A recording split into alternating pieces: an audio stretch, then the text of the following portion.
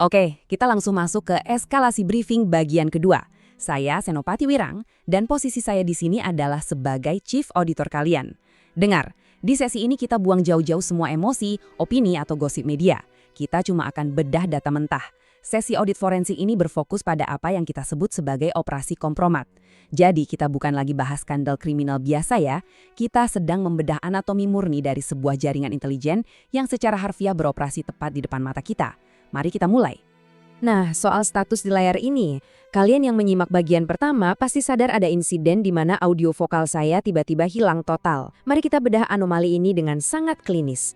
Itu sama sekali bukan glitch, itu bukan error teknis, dan kita nggak akan komplain soal itu. Kenapa? Karena pembisuan itu justru adalah validasi empiris kita. Itu konfirmasi langsung bahwa sistem yang sedang kita audit ini merespon dengan presisi. Dalam dunia keamanan informasi, fenomena ini dikenal sebagai digital stand-down. Ini adalah protokol sensor otomatis. Bayangkan ada sebuah jaring pengaman tak kasat mata dan protokol ini langsung terpicu saat narasi atau data yang sedang kita buka nggak sengaja menyentuh titik saraf intelijen yang ternyata masih sangat aktif. Singkatnya, analisis kita kemarin menyentuh kabel yang salah dan sistem otomatis bereaksi untuk menutup arus informasinya. Terus, kalian pasti mikir, apa sih yang memicu saraf intelijen itu? Pemicu pertamanya ternyata sesederhana sebuah angka. 300. Lebih spesifiknya, 300 GB data mentah. Ini adalah total volume dari video, gambar, dan email yang disita waktu properti si target digrebek. Nanti kita bahas isinya, tapi sekedar menyebutkan eksistensi dan besarnya volume arsip ini, itu sudah jadi alarm tingkat tinggi buat sistem pengawasan otomatis mereka. Angka ini adalah inti reaktor dari seluruh operasi kompromat. Pemicu kedua yang bikin audio kita dibungkam kemarin ada hubungannya dengan registrasi N313P. Ini nomor registrasi sebuah pesawat jet. Kenapa hal ini bisa sangat sensitif? Karena kalau kita lihat dari email internal pilot si target, pesawat ini dulunya dioperasikan oleh CIA untuk program rendisi luar biasa. Fakta empiris bahwa si target ini bisa mempertimbangkan untuk mengambil alih aset dengan jejak operasi hitam tingkat tinggi, itu membuktikan satu hal mutlak. Dia ini bukan sekedar orang kaya yang nyewa layanan elit, tapi dia sudah sepenuhnya terintegrasi ke dalam infrastruktur klandestin setingkat negara. Dan integrasi tingkat negara inilah yang ngebawa kita ke sebuah realitas yang lumayan mengerikan. Jaksa yang awalnya mau nutut kasus ini, nabrak tembok beton raksasa. Mereka dikasih peringatan keras bahwa si target ini berada di atas tingkat kewenangannya. Nah, ini adalah perkenalan kita dengan apa yang disebut protokol imunitas tak tertulis. Penegak hukum di level bawah secara harfiah diperintahkan untuk mundur. Alasannya, aset ini punya nilai strategis yang terlalu mahal buat dikorbankan. Jadi, ini bukan lagi soal negosiasi hukum pidana, ini murni penghentian taktis oleh pihak intelijen. Karena level perlindungannya segila itu, kita harus mengklasifikasikan si target ini dengan sangat presisi. Dia bukan sekedar penjahat kerah putih biasa. Terminologi intelijen sipil yang paling pas buat dia adalah hyperfixer. Seorang hyperfixer itu bertindak sebagai simpul sentral. Dia kerjanya ngebangun jembatan antar faksi elit dunia. Tapi di saat yang sama jembatan itu sebenarnya adalah jebakan. Mereka mengunci orang-orang penting ini dalam posisi sandera politik lewat akses-akses eksklusif yang mereka tawarkan. Coba kita bedah dua faktor intelijen utama yang secara tidak langsung mendanai operasi ini, tentu saja berdasarkan data yang ada ya. Dari sisi Amerika Serikat, kita ngelihat adanya perlindungan institusional yang sangat masif. Ada semacam perintah lepas tangan langsung dari tingkat federal.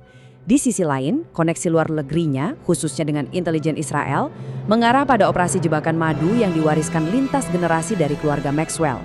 Nah, si hyperfixer ini dengan sangat klinis melayani dua kepentingan intelijen raksasa ini sekaligus. Makanya, dia jadi aset yang benar-benar gak tersentuh. Sekarang kita geser sedikit dari konsep strategis ke mekanika operasional di lapangan. Kalian pasti sering dengar media bahas soal properti dan pulau mewahnya kan? Nah, jangan pernah lihat itu cuma sebagai simbol kekayaan elit. Dalam audit kita, properti-properti mewah itu secara resmi diklasifikasikan sebagai fasilitas pengumpulan data intelijen yang sengaja dibangun dengan tujuan khusus. Ini adalah bentuk nyata dari infrastruktur klandestin fisik. Kalau kita lihat spesifikasi forensik dari mansionnya yang di New York, semuanya jadi sangat jelas. Itu sama sekali bukan sistem keamanan rumah biasa, teman-teman. Itu adalah pabrik produksi materi pemerasan. Kesaksian di lapangan mengkonfirmasi adanya pusat komando yang mereka sebut ruang media. Ada kamera-kamera lubang jarum mikroskopis yang secara spesifik diarahkan ke area paling privat seperti tempat tidur dan kamar mandi. Belum lagi server penyimpanannya yang raksasa. Setiap inci ruangan itu dirancang secara sistematis buat memproduksi satu hal aja, material kompromat. Dan fakta ini narik kita kembali ke misteri 300 GB data tadi. Meminjam analisis dari komunitas intelijen, uang itu sebenarnya cuma alat fasilitasi awal. Kekuatan yang absolut justru ada di koleksi rekaman rahasia ini. Arsip yang isinya kelemahan-kelemahan paling fatal dari manusia ini adalah senjata pamungkas mereka. Inilah mata uang sebenarnya dari kompromi yang mengamankan posisinya sebagai hyperfixer sekaligus ngasih dia kekebalan tingkat tinggi. Tapi, ada satu mutasi krusial yang wajib banget kita waspadai dari data ini. Jebakan madu fisik, kamera tersembunyi di balik mansion. Itu semua cuma fase beta. Infrastruktur clandestine ini sekarang udah berevolusi jadi apa yang kita sebut sebagai kasta intelijen digital. Tujuan akhirnya 100% sama, bikin kompromat. Tapi metodologinya udah bertransformasi total. Dari sekedar naruh kamera fisik di ruangan, jadi pengawasan massal dan peretasan spyware secara algoritmik. Kasta intelijen digital ini ngebawa skala ancaman ke level yang benar-benar baru. Daripada susah-susah mancing target ke ruangan rahasia, spyware modern sekarang ngerubah setiap ponsel di saku kalian jadi kamera tersembunyi itu sendiri. Ini nyiptain apa yang disebut sebagai asimetri informasi yang diweaponisasi. Ada ketimpangan kekuatan yang ekstrim, di mana pihak yang manen data punya kendali absolut atas privasi kita semua. Ini adalah operasi kompromat skala global tanpa peduli batas negara. Jadi pertanyaannya, buat apa semua ini? Entah lewat jebakan madu fisik atau lewat kasta intelijen digital, tujuan strategis dari menumpuk kompromat ini selalu persis sama. Data ini secara gamblang ngegambarin anatomi kelumpuhan hukum. Senjata pemerasan ini sejak awal dirancang khusus untuk ngebongkar dan bikin sistem peradilan lumpuh total dari dalam. Mari kita lacak presisi kronologis dari kelumpuhan hukum ini di dunia nyata. Biar kalian lihat polanya. Titik pertama.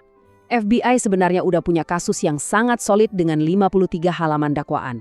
Titik kedua, tiba-tiba ada kesepakatan damai di luar nalar. Titik ketiga, kekebalan hukum secara total diberikan, bahkan untuk konspirator yang belum ketahuan identitasnya. Dan titik keempat, investigasi Lokan benar-benar disekap dan dipaksa berhenti oleh otoritas federal.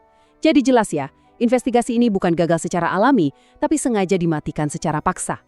Urutan tadi itu dengan brilian mengilustrasikan 3 tahapan kegagalan institusional yang semuanya dieksekusi dengan presisi super klinis. Langkah pertama, komunitas intelijen bikin barikade dengan status jangan disentuh. Langkah kedua, sistem peradilan dipaksa melegitimasi perlindungan tersebut lewat dokumen hukum formal. Dan langkah ketiga, sisa-sisa aparat penegak hukum di tingkat bawah disapu bersih pakai perintah dari pusat. Ini murni prosedur standar buat nutup operasi intelijen. Pada akhirnya, audit forensik kita di sesi ini mengkonfirmasi satu kebenaran yang cukup pahit. Rangkaian peristiwa gila ini sebenarnya nggak pernah cuma tentang satu individu aja. Ini adalah pembedahan struktural dari mesin kekuasaan global. Ini nunjukin gimana elit finansial, para arsitek intelijen, dan pengendali media bisa saling terintegrasi cuma buat ngelindungin infrastruktur kontrol mereka. Kita udah ngebedah mekanismenya sampai ke akar, mulai dari kompromat fisik sampai evolusinya ke kasta intelijen digital. Dan semua data ini memaksa kita untuk tetap berada pada koordinat nalar dengan satu pertanyaan terakhir yang paling logis. Kalau model operasi swasta intelijen yang ngandelin pemerasan ini terbukti sangat sukses ngebungkam hukum, apakah masuk akal kalau kita berasumsi bahwa jaringan semacam ini nggak lagi beroperasi di tempat lain saat ini? Audit selesai. Tetaplah waspada dengan data kalian.